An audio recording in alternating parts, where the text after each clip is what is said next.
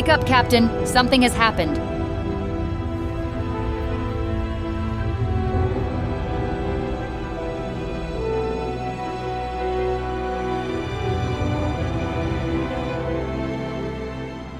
Have they finally found us? Something has. I don't like the cryptic messages, Cortana. What's going on? Captain, something is scanning us. The energy signature isn't human nor covenant in nature. Then what is it? If I knew that, I wouldn't be wasting your time, Captain.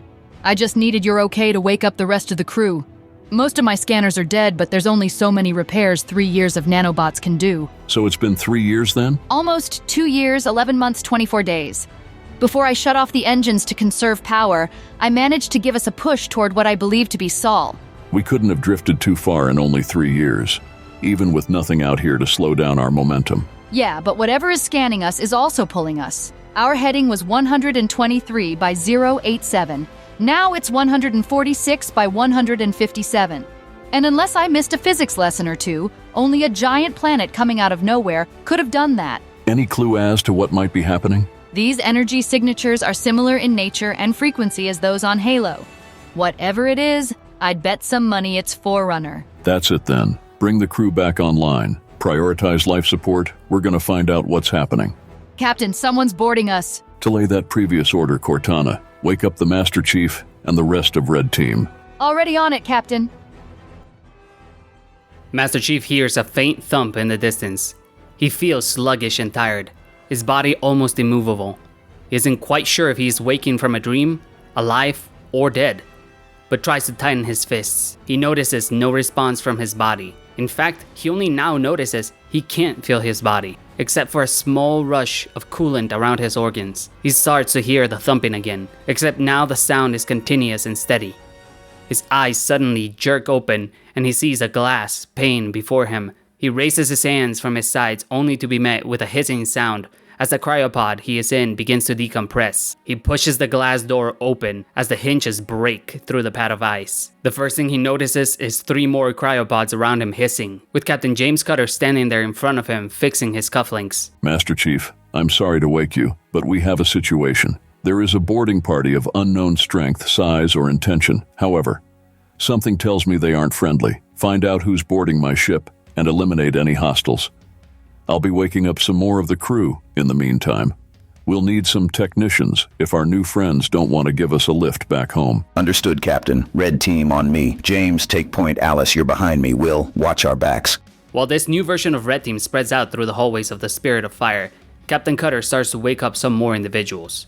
He had in mind those who would help him fix communications, weapons, the engine, or any crucial part of the ship that can help them get home faster. If worse comes to pass, they'll have to take over the stowaway ship. Cutter isn't excited about the thought of leaving the Spirit of Fire behind, but he believes both he and his people deserve a break by now. While the Spartans of Red Team clear the empty corridors, they can hear the heavy steps of their foes echo throughout. It's not until they cleared nearly half of the ship when a pack of grunts walks into the adjacent room. 4 grunts with a variety of small arms wobble across, followed by 2 jackals hastily looking to loot the surroundings. And an elite major with a needler lazily follows behind them shouting orders. Chief sets the targets up by having James sneak across the room from the other side. The Spartans manage to get within arm's reach of the elite without being noticed before he draws his blade. In unison, the rest of the Spartans recognize the signal to commence their attack. Alice tosses a grenade between the grunts and shatters of fragmentation fly out, killing them on impact. Chief and Will both headshot their respective jackals before the bird creatures can try and hide behind their handheld shields. Before they can look to James, he's digging his knife out of the elite's throat. The Spartan swings his knife downward to clean off some of the purple blood off of it, while Chief asks, I thought we had a truce with the elites. A lot can happen in 3 years.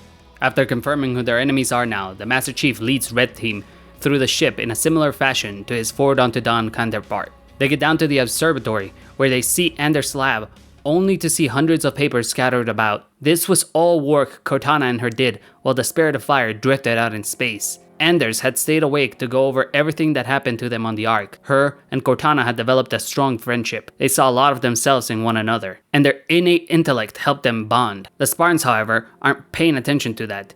They're paying attention to how surrounded the Spirit of Fire is. With dozens of ships of Covenant design surrounding them, it seems unlikely they'll be making it out alive. The Master Chief thinks to himself, if this were a battle on solid ground, they could win. but their ship is low on power, undermanned, and outgunned. He doesn't give up just because he's outgunned, however. He holds his assault rifle tighter as an orange glow of light washes over the Covenant ships ahead, and then it continues past them onto the Spirit of Fire. The wave of energy scans through the Spirit of Fire, immediately reacting upon detecting reclaimers. A bright blue light begins to permeate through the darkness of space, washing out the dark purple tones of the Covenant ships ahead. The light ahead now becomes very clear to Red Team.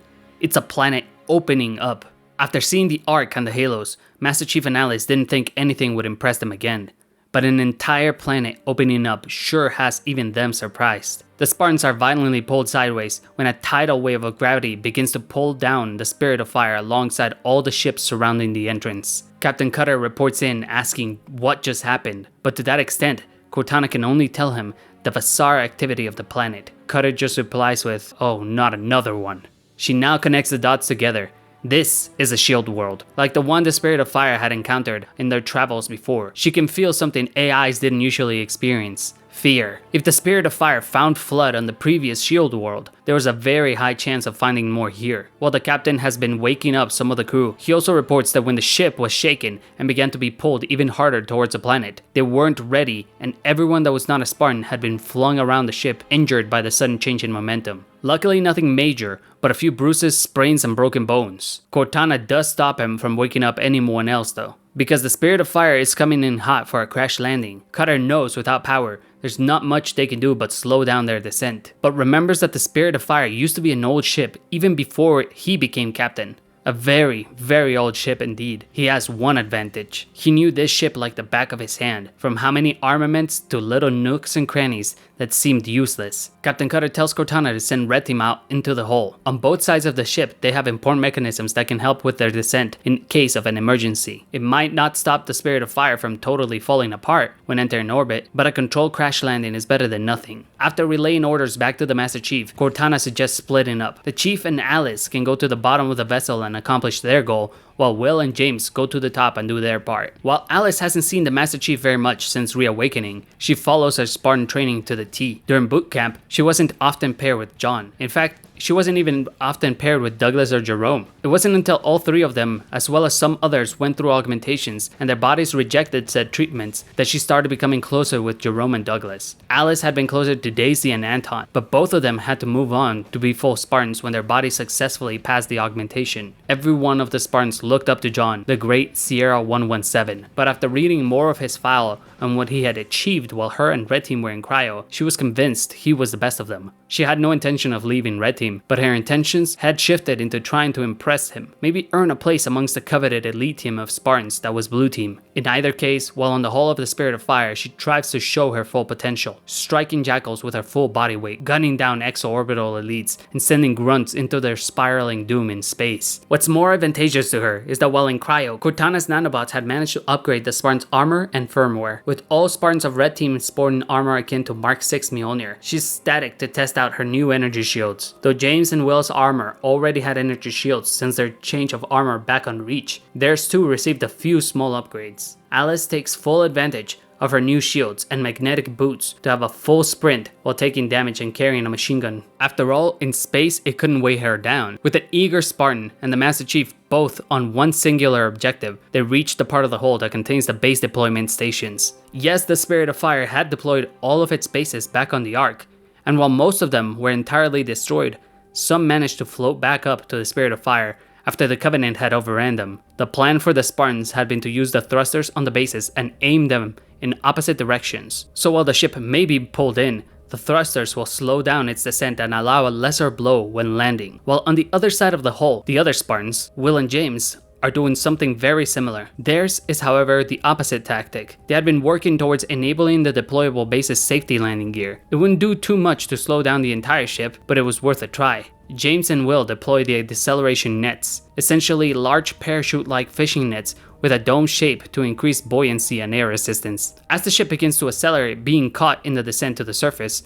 more air flows into these nets, expanding them and adding more air resistance. With both teams being successful after fighting off several Covenant commandos off their ship, they aim to manually reset the emergency power thrusters on the underbelly of the Spirit of Fire. Though Alice and Chief attempt to get there in time, the ship has almost crossed the atmosphere and parts of the Spirit of Fire begin to break off entirely, forcing Chief and Alice off without a choice, landing from a high altitude, breaking through the stratosphere. As the Spirit of Fire lands in a jungly terrain, Chief and Alice find themselves deep in a new world. Alice has some idea of what to expect, but Chief has only his experience with Halo and the Ark to go off. And with Cortana heavily warning them to be careful about potential flood, their trek through this new world is extremely slow. Communications are jammed and they don't understand why, with Cortana suggesting that it's standard for Forerunner worlds and tech to jam transmissions so no one finds them. Their first mission in the Chief's eyes is to get back to the Spirit of Fire and assist the crew, especially if this world has flood like the one they encountered over 20 years prior. Master Chief and Alice fight through spec-up elites, reconning the area in their camouflage. But to the Spartans' vision and senses, the Covenant might as well be wearing bright yellow jackets. Though while pushing into the Forerunner structure closest to him and Alice, he notices a statue of sorts. A plaque on a statue reads, "Those whose evolution is most complete hold the duty to shelter the mantle of responsibility." This confuses both Chief and Alice, but they have no time to stay there and study it. Instead, they have a similar journey to that of the Master Chiefs in the original timeline. They have to reset the wave-carrying signals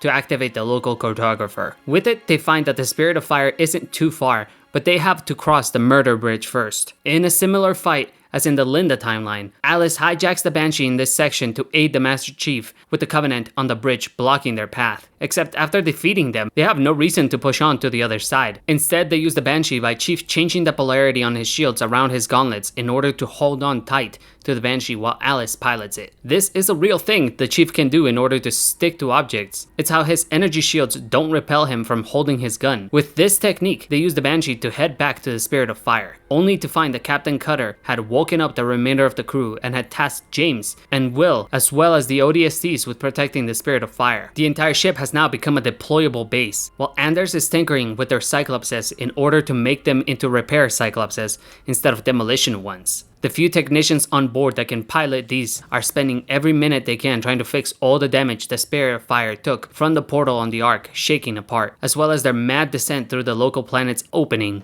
This isn't the first time their ship was stunned by a Forerunner technology they couldn't have known about, and they know more or less how to gather resources from the local area. Captain Cutter knows that even if they fix everything with the Spirit of Fire, they don't have a means to get off-world. No slip space drive, and the planet is still jamming out all transmissions. He tasks Red Team with finding the towers that are jamming the signals off-world and shutting them down. The Master Chief takes his team on a small Pelican to the area of the planet housing the signal matrices, dropping off Will and James, literally as they jump out of the Pelican down onto the area around the first tower. This being the first time they encounter Prometheans, as soon as they touch ground, they contact Chief telling him there's a new alien construct glowing with blue light trying to stop them. But the conversation is cut short as a pair of hunters on the ground shoot their plasma fuel rod cannons at the Pelican and bring down Alice and Sierra 117. The Pelican crashes, and though the Spartans are momentarily knocked out, they come to just as a battalion of Covenant forces are surrounding the area. It's up to their skills to tear through the horde of elites and hunters, fighting amongst the glowing metallic robot-like creatures. Though the new contacts don't engage the Spartans directly unless they are heading for the signal jammers, that is precisely what the Spartans are doing.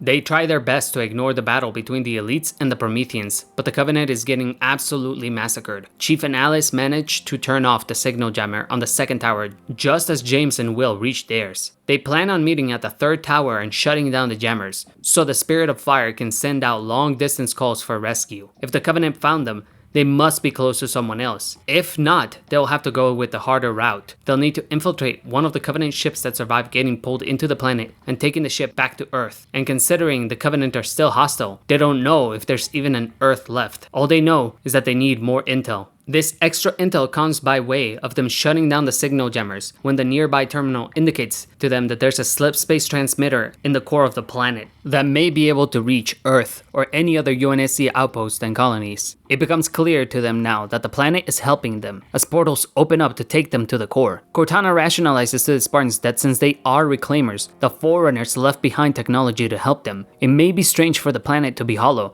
but it's not the first time the Forerunner's technology has reacted to them and try to be activated by them. With that being said, Chief is skeptical, trying to make sure they aren't walking into some kind of trap like 343 Guilty Spark had for them on Halo to activate the ring. Cortana indicates that she'll make sure that's not the case, and that while she was inside the local cartographer, she saw that this world was nothing like the ring. It had no firing mechanisms to extend out for thousands of light years, but it's best if they kept their weapons ready. Now at the center of the planet though, Red Team faces off against a lot more Prometheans trying to stop them. While one part of the planet is trying to keep them away from the giant orb in the middle, the other part is trying to stop them in the form of the many mechanized warriors. It doesn't matter though, as the combined forces of 4 Spartans is plenty enough to take care of all the Covenant that have managed to make their way into the chamber, as well as the Prometheans warping in. Once Chief touches the pedestal activating the cryptum, he realizes something's wrong. The signal they were looking to send does go out though, amplified by the giant sphere, but that's not the only thing that it's doing. It begins to open up and deconstruct as a soul figure emerges from within.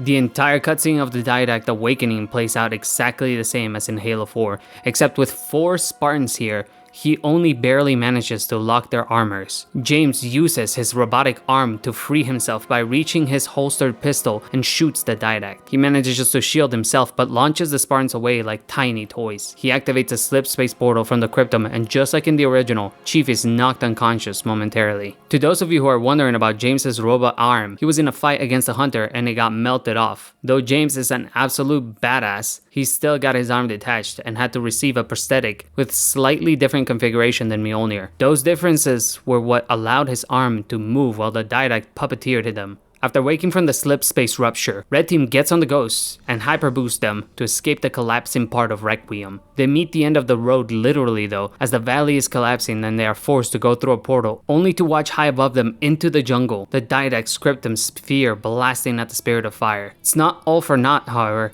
as Anders had analyzed the shield that had kept the Spirit of Fire in the sarcophagus on the surface of Installation 04 for decades. She managed to erect a similar shield without the need of the Sentinel army. Though that does make this shield far weaker, it will buy them some very necessary time. Seeing as the Spirit of Fire is in trouble, Master Chief and his Spartans head down to save the crew. Though they had dug themselves in and the cryptum can't directly attack them, the Didact is still extracting information from the ship, foregoing destroying them.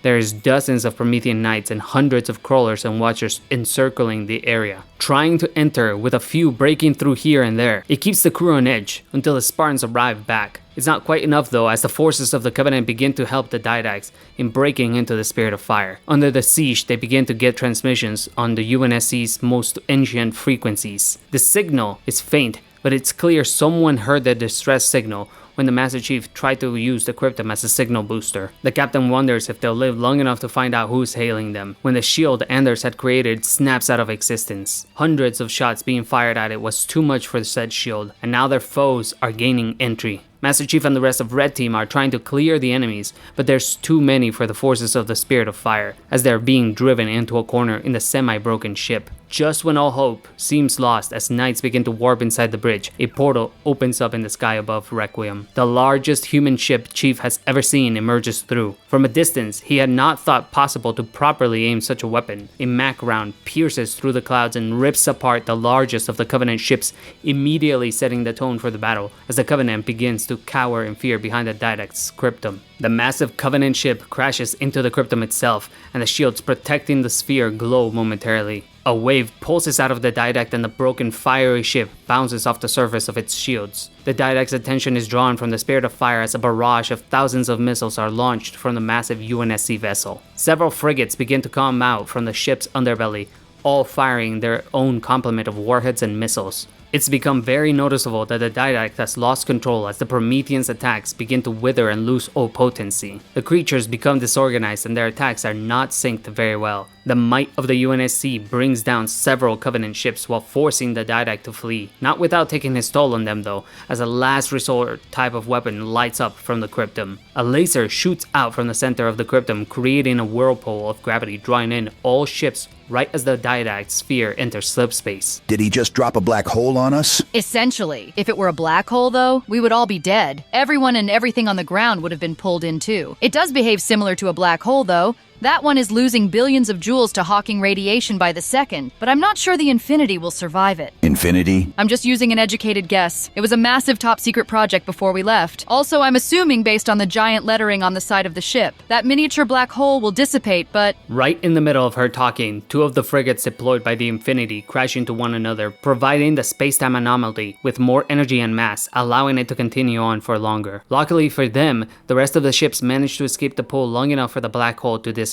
Upon its expiration, tiny chunks of metal land scattered around the jungle. Seeing as the Didact had fled, the Infinity contacts Captain Cutter. Del Rio wants to lend a hand in getting them out of there and back to Earth, but Cutter does not want to leave his ship. He says if the ship goes down, he'll go down with it. He doesn't listen though, until another voice comes over the radio. It's a very familiar voice, but something about it seems strange. It sounds more rough and hardened, more than he remembers anyway. He decided to check for himself. After all, he had only met this person once before. He sees the signal has two color insignias. First, Captain Del Rio. Second, Spartan Forge.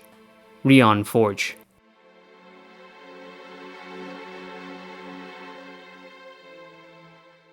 Spartan Rion Forge walks down the hallways of the Infinity in a quickened pace, her half-a-ton Spartan armor clanking with every footstep. She'd forgone the stealth of Mjolnir and chose strength and speed with her armor components. Behind her, a subset of Spartans from both Crimson and Majestic squads follow along, but she's not slowing down to their pace anytime soon. She turns a corner to meet head-on Captain James Cutter, and though her first instinct is to hug the man she now views as a pseudo-grandfather, she stops herself short and salutes. Spartan Commander Rion Forge at your service, Captain.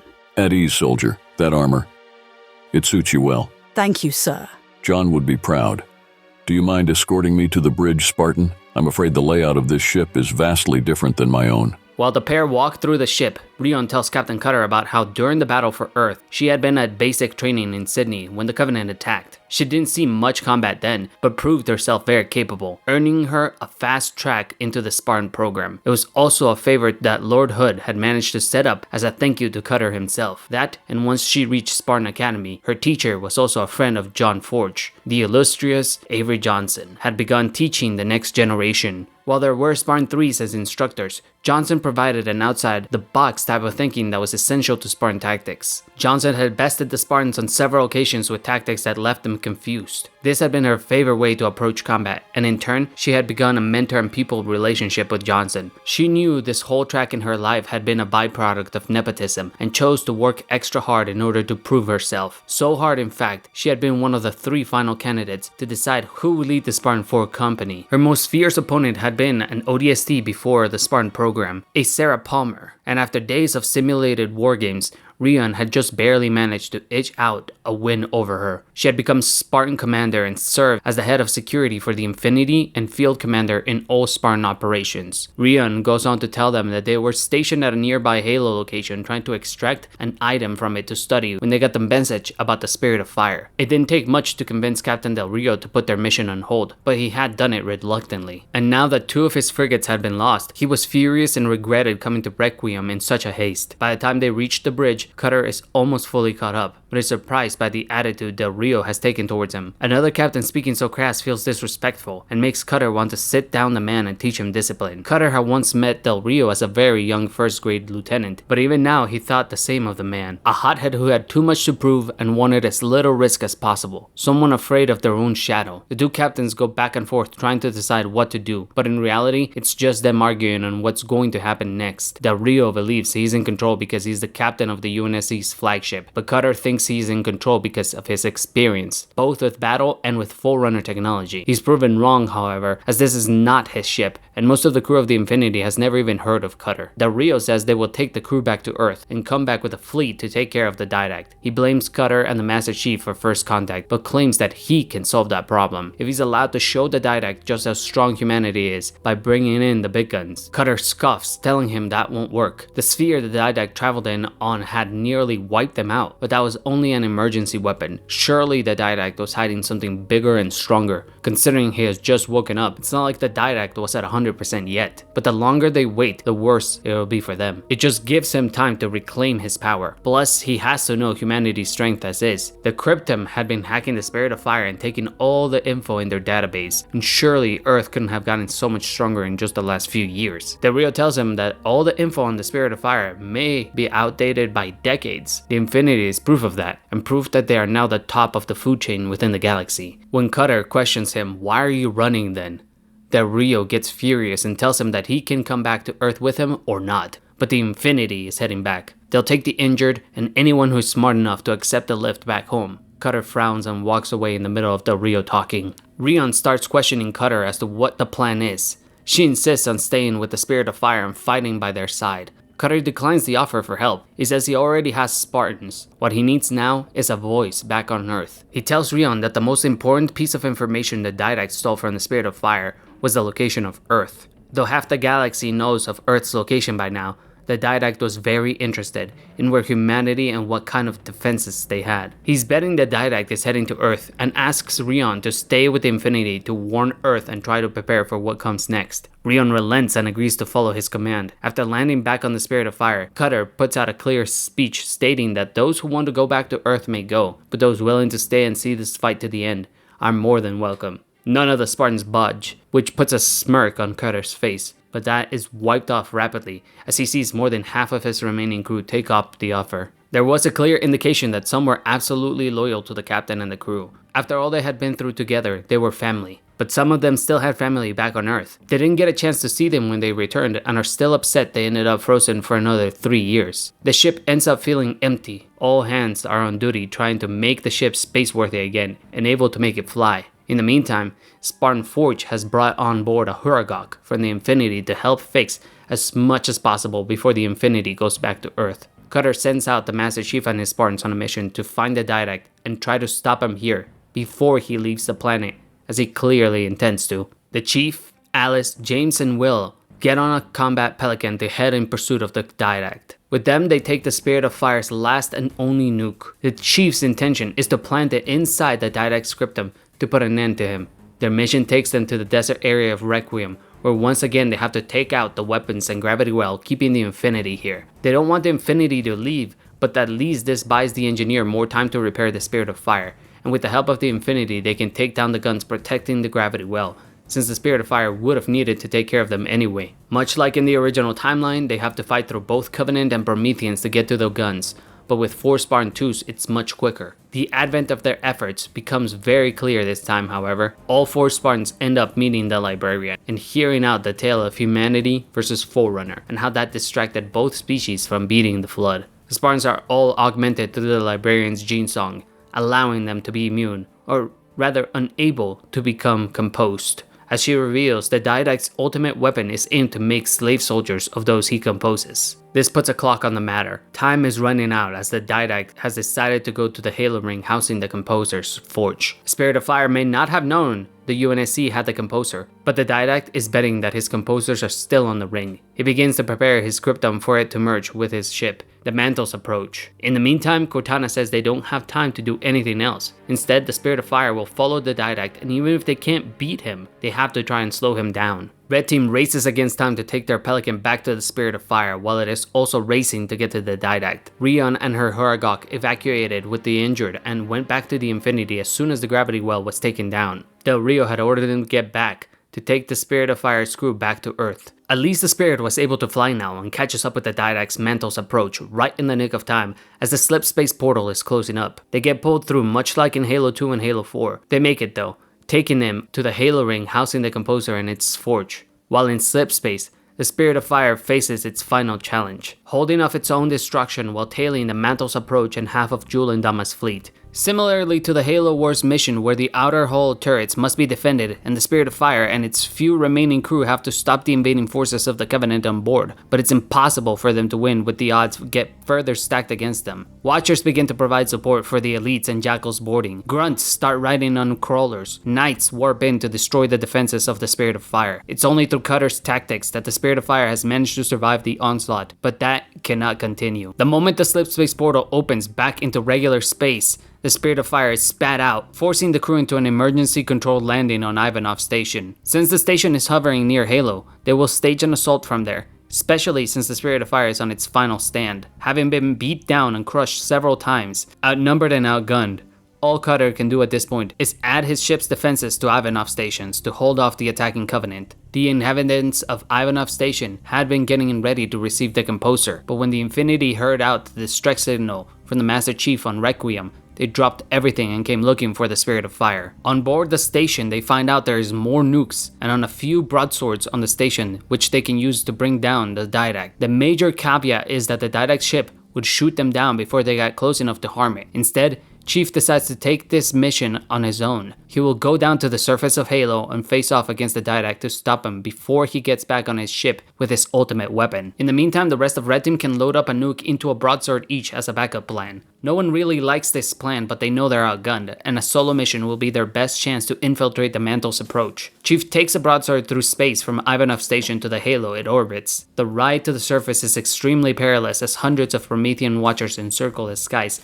looking for the Composer's forge. Unable to make a safe landing, Chief has to crash into the control room of the Halo. He's knocked unconscious for several minutes until Cortana forcibly wakes him up with static pulses in his cerebral cortex. She saw something moving at his radar, but the Chief was not awake. After a brief warning, a familiar bulbous shape floats in with several sentinels following along. However, this time, the floating creature has a strange glow. Chief aims his assault rifle at it as the monitor approaches. Did you catch any of that? Some of it from what I know of Forerunner language. I'm gonna try and communicate with him. Krojuta homini quo tempuru segimi zogexto. Oh, The monitor scans the Master Chief's armor up and down a few times until he suddenly says, such a primitive language. I did not expect the Reclaimers to be so unevolved. Who are you? I am 859 Static Carolon, the monitor of installation Clinquant, the Composer's Forge. Though as of late, I have also undertaken the task of monitoring over installation 03, as my counterpart hath disappeared without a trace. So you're the monitor to this Halo and the Composer's Forge? Don't be ridiculous. There is too many tasks to be done for a single monitor to oversee 2 installations. However, seeing as Abject Testament is missing, I had to continue the work of my makers. Enough. We need to stop the Didact from reaching the Composer. The Didact! The Didact is here! My master and mentor survived the firing of the array? It seems he was locked inside a giant sphere that protected him. He is after the Composer trying to wipe out humanity. A cryptum! How wise of him to seek shelter within his meditative cryptum. But he had instructed myself and the other monitors to protect our installations for one day the true Reclaimers would arrive. What could have possibly changed his mind? Are you foes of my creators? We don't have time for this. We chased him from Requiem to here so we could stop him. Will you help us? Or will we have to shut you down? Requiem? So, my master is dead. The false savior lives. The imposter returns. You are speaking of the Didact then. The what? The Didact was my master's mentor. He gave my master his impressions so that Bornstellar may become an equal and effective leader as was the original. But the original was flawed, corrupted by eons of imprisonment by the Flood Primordial. He betrayed us by digitizing and composing the humans on Erde Tirene. Or as you know it, Earth. It would be my master's wish for me to aid you. If the impostor seeks to undo the great sacrifice and rebuild his army, I will stand in his way. With 855 Static Clarion on their side, the Chief is able to recover the nuke within the crashed broadsword and packs it on his back. His plan is essentially the same as in Halo 4, detonate the nuke at the Composer in order to stop the Didact from obtaining it. But this time, it's flawed as the monitor tells him 6 of the Composers are in one location, while the last one is separated. This is a small distraction from the monitor's part as he doesn't want his Composer's forge to be destroyed, but he knows that if they aren't destroyed, the Didact will find a way to activate them. Instead, he suggests the best way to stop the Didact would be to kill him and destroy his ship, because it was an extension of the Didact, and even if he perished, it would still try to carry out its orders. Much like in the comic where the Didact is composed, though we don't talk about that around here, hush hush. The plan goes as follows.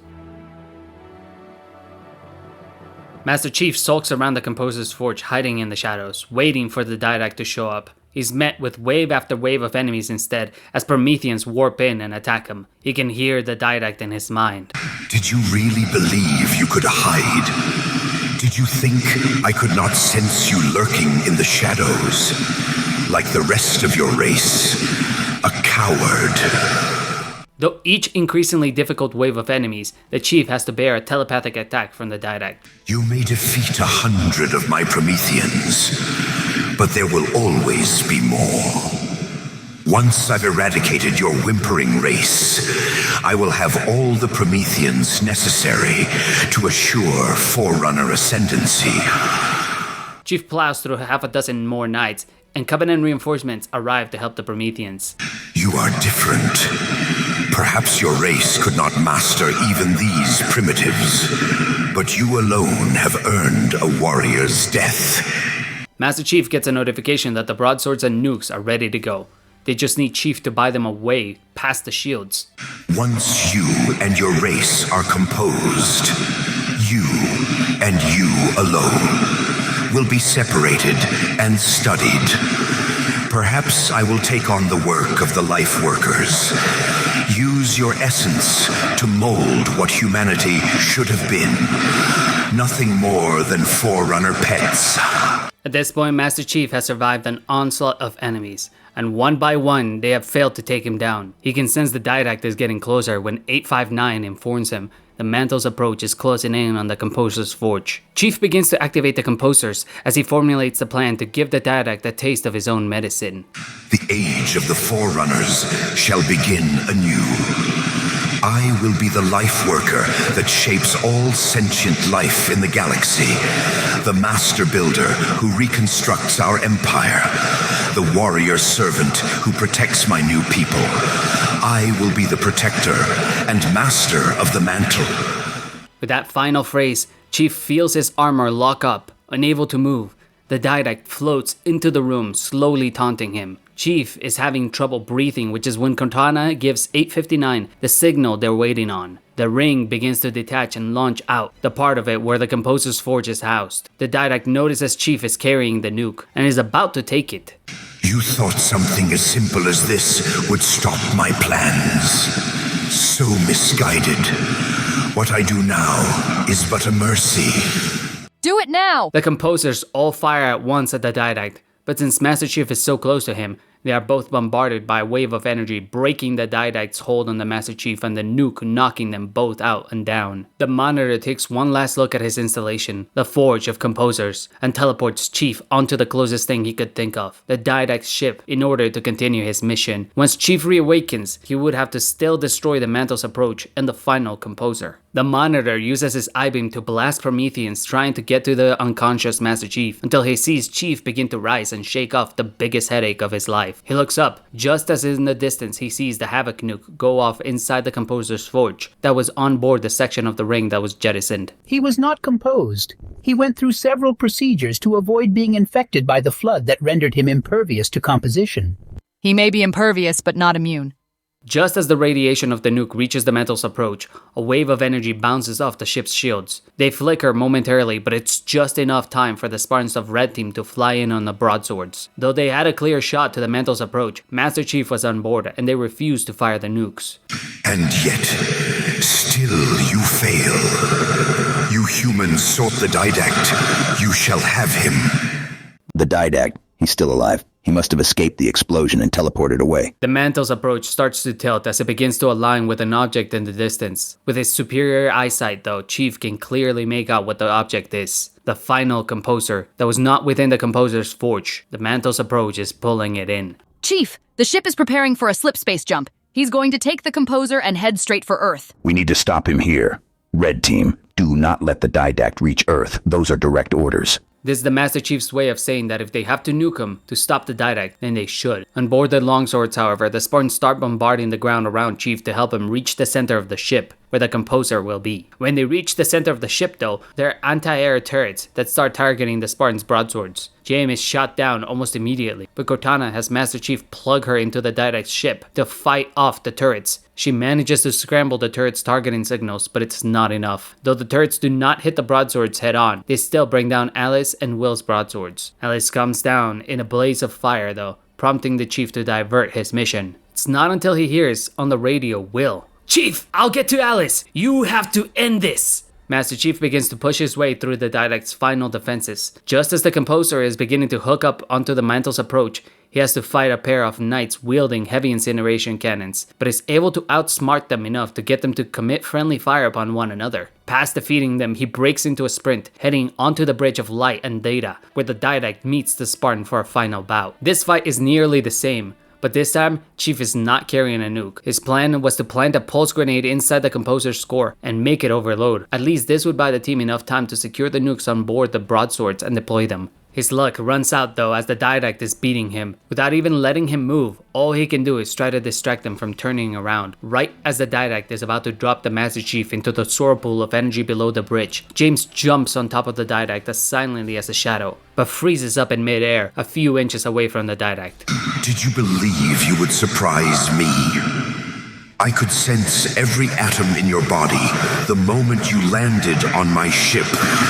You've entered my... The Didact is cut short as James' robotic arm stabs a knife right into the Didact's chest, between his neck and shoulder. The Didact drops both Chief and James from his control, Chief barely landing on the bridge by the tip of his fingers. As James tries to crawl towards the Master Chief to help him up, the Didact picks him up by the helmet and begins crushing his head with his bare hands. James tries punching the Didact, but the Didact is over 11 feet tall, meaning there's too much reach for the Spartan swings. He tries to go in for a counter maneuver Mendes taught them when they were younger, but the Didact squeezes his head harder. With a final kick, James jabs the knife deeper into the Didact, and his body falls lifeless into the abyss below. At this point, the Master Chief has managed to pull himself up and runs up to the Didact to plant a grenade on him. The Didact smacks him away and is about to take off the grenade from within his armor when a small figures of Cortana deploy from the light bridge, tying him up slightly just long enough for the pulse grenade to splinter and explode inside his armor. The Master Chief wonders what little trick that was, but Cortana says she's almost 7 years old. She had begun to develop rampant personalities already, and this was the only thing she could think of to stop or at least slow down the Didact. She tells him it's too late though, as the composer has been mounted fully and the mantles approach, and the slipspace portal has gathered enough energy below them to go anywhere in the galaxy. They need to detonate the nuke or the ship will appear at Earth's front door and compose humanity until it's stopped by force. Chief looks around seeing there's no weapons and no way to stop it, until he hears on his radio Alice say her Havoc nuke survived the crash, but it's gonna need to be detonated manually. Chief volunteers, but she insists there's no time. The ship is leaving now or never. So Master Chief gives the green signal for her to detonate the nuke. Will just lights up an acknowledgement light on Chief's heads-up display, agreeing that they need to sacrifice to save humanity. A flash of light washes over the mantle's approach as it starts to shake apart. John's field of vision begins to adjust. His eyes are seeing, but he's not watching. He's hearing, but he's not listening, all until a figure blurs from a distance, walking towards him slowly. Her slick, naked blue form walks with grace, each step sending tiny ripples on the surface they stand on. Like a drop of water striking a puddle, Chief looks over his sides to find Will a few meters behind. How? Oh, I'm the strangest thing you've seen all day? But if we're here... It worked. You did it. Just like you always do. So how do we get out of here? I'm not coming with you this time. What? Most of me is down there. I only held enough back to get you off the ship. No. That's not... We go together. It's already done. I am not leaving you here. It was my job to take care of you. We were supposed to take care of each other. And we did. Cortana, please. Wait.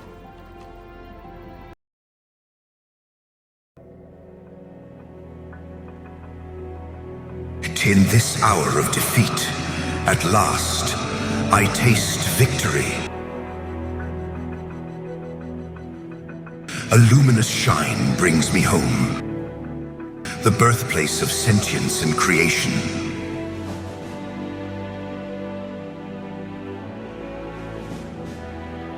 With my return to the domain, our people's triumphs will shine across 1,000,000 stars again.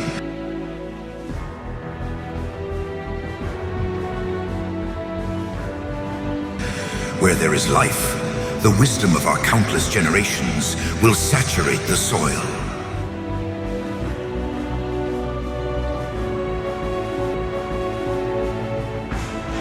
I stand before you with a heavy heart for the decisions that had to be made 100 millennia ago.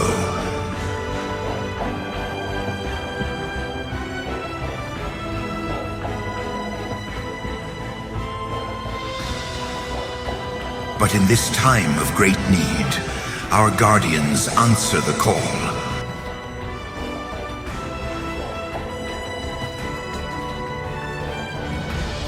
I will save us from this doomed fate where we are forced to reseed. We've squandered eons in the darkness while humanity seizes our triumphs for their own. The mantle of responsibility for all things belongs to Forerunners alone.